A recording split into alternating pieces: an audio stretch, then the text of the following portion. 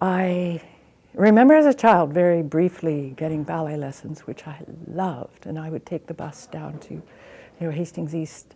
But then we moved, and there were none around, and then we moved again, and somehow that disappeared in the background. But I think I always was very physical, and I always loved to dance. Then I finished university and was kind of looking for what to do with my life, and I went to Simon Fraser for a postgraduate degree, and one of the requirements was you had to take a extracurricular workshop. So I took the dance workshop, and that was it. There was nothing else. I knew that this was what I was supposed to do with my life, even though I was too old, and that there was just nothing else.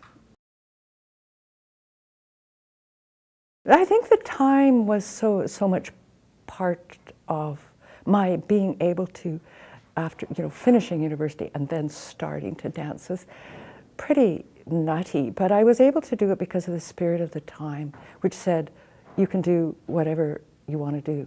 I'm going to New York, no money.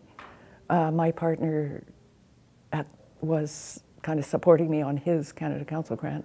We just scrounged and lived with, 8 other Canadians in an Upper West Side apartment, and I took classes and saw everything I could, and for 4 years, just absorbed everything I could about dance, and it was wonderful.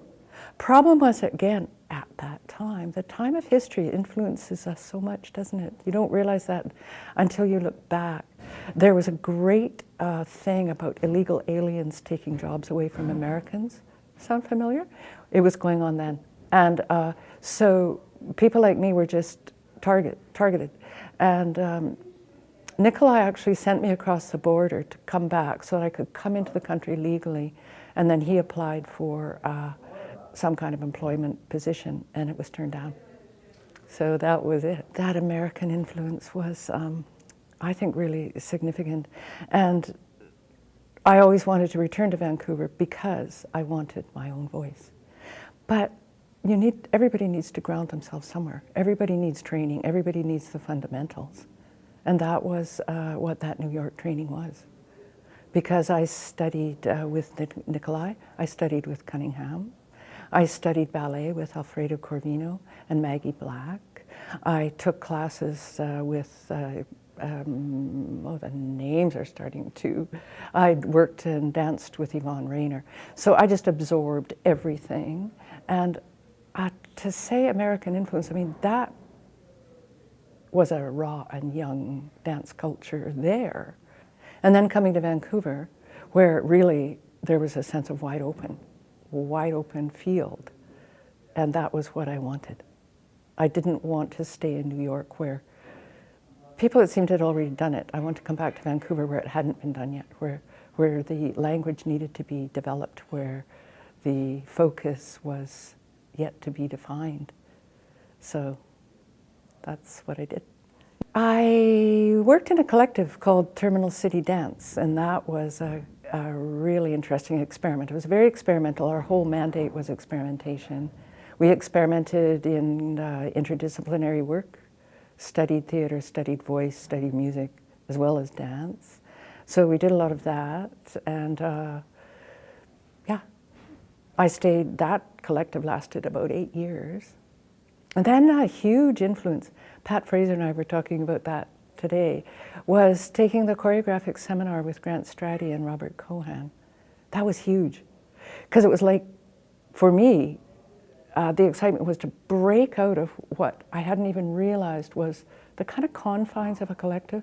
And it was just such a breakthrough for me to actually have a group of dancers, a composer, musicians, who were willing and interested in my ideas, not in discussing in the collective milieu what we might do next, but this, I guess the sense of myself as an individual was opened up to me, that I had something to offer.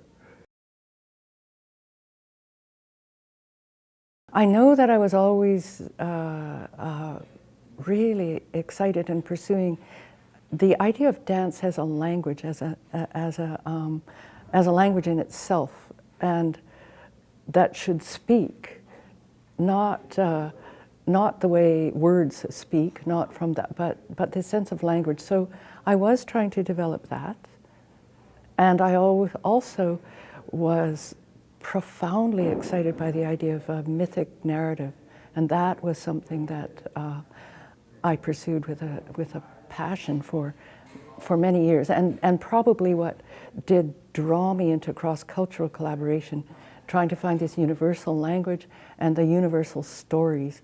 And stories, again, I emphasize not as literary stories, but stories that just lent themselves to the language of dance. It came about